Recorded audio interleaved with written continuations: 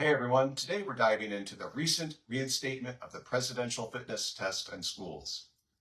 It's a move marking a lot of debate and discussion about youth health and education.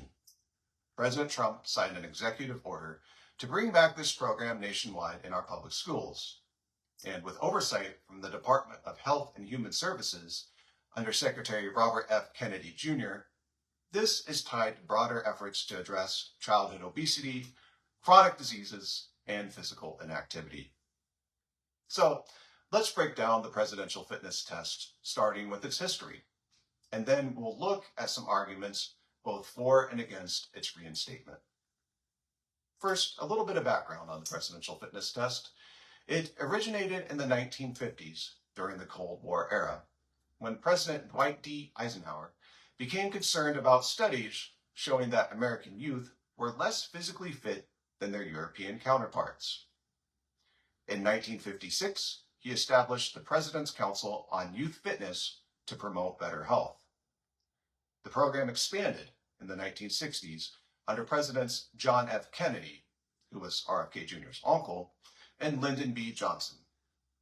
Kennedy, in particular, highlighted the risk of a soft nation, emphasizing fitness as key to national strength. The test itself involved standardized exercises like push-ups, sit-ups, pull-ups, a 1-mile run, sit and reach for flexibility, and shuttle runs. Students performing at or above the 85th percentile could earn the Presidential Fitness Award. The program ran for decades, but it was discontinued in 2013 during the Obama administration. It was replaced by the Presidential Youth Fitness Program, which shifted focus from competition and benchmarks to overall health education and personal improvement.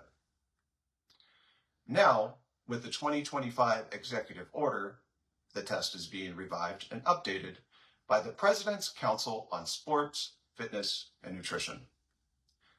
Details on exact exercises and timelines are still being developed, but the goal is to measure and encourage physical fitness among school children as part of initiatives like Make America Healthy Again. Proponents of bringing back the presidential fitness test argue that it's essential for promoting activity and building lifelong healthy habits. They say that regular exercises strengthens the heart, improves muscle, increases bone density, and improves cognitive function for better academic performance. And it may help reduce risks of mental health issues like anxiety and depression.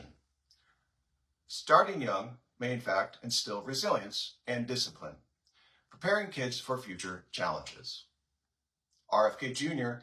has echoed this by referencing his uncle's concerns about declining fitness, suggesting the test can teach that failure is part of growth and personal development.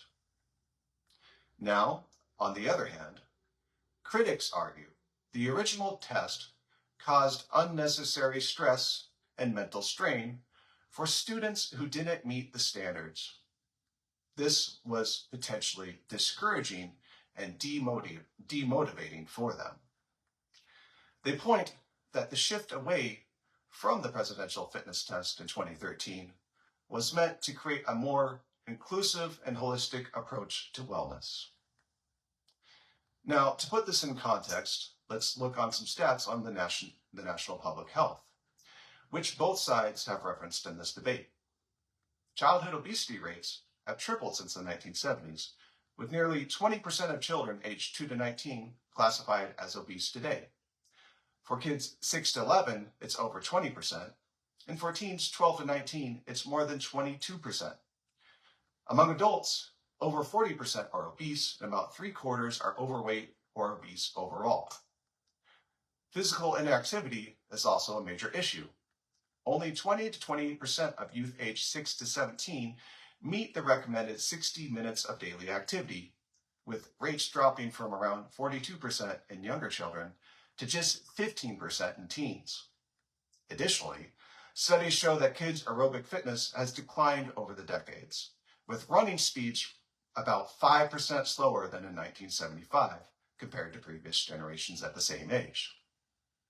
Now, proponents say these numbers highlight why tougher standards are needed to reverse these trends, while critics state that reinstating competitive testing could just only lead to exacerbated problems without addressing root causes like nutrition and access to safe areas to play.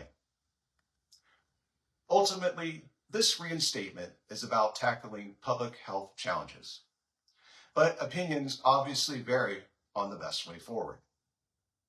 Whether you see it as a step towards improved health or as a setback, it's clear the conversation around the youth fitness program is heating up. So tell me, what do you think? Should we bring back this test in schools or not?